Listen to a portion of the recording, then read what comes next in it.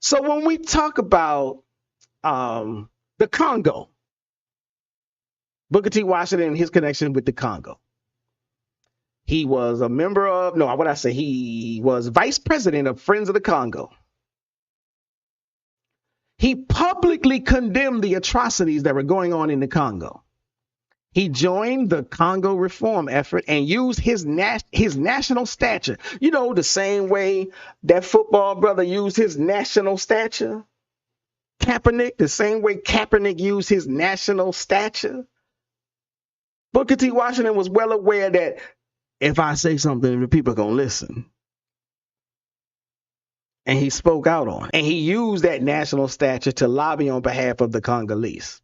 That's not a guy only focused on American accommodation. So whether you want to call him an accommodationist or not, he certainly ain't closed off to the idea of standing up for and fighting for all African people. And that's what you call transatlantic racial solidarity. Now, again, you ain't got to believe me. If you want to do some research, then you can look up Booker T. Washington's essay, Cruelty in the Congo. See, one of the problems with FBA people is they read one page out of the chapter of a man's life and say, this is all I need to know. Only thing he know, and the only thing he know how to comment and quote on is the Atlanta Compromise. Well, go read Cruelty in the Congo. An essay by Booker T. Washington about that, instead of the Atlanta Compromise. And don't get me wrong, I ain't mad at the Atlanta Compromise.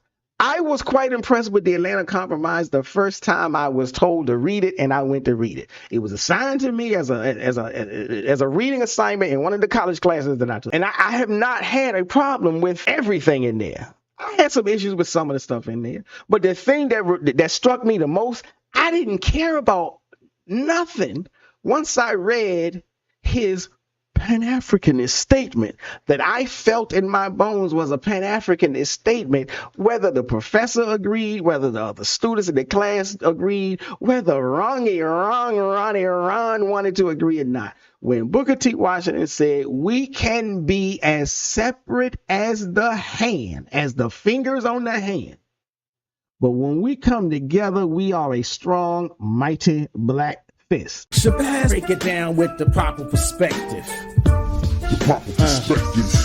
So much controversy and a lot of deception. You don't know who's coming through with the light and reflection, and whose mouth is mumbling, trick knowledge deceptive. Shabazz, break it down with the proper perspective. So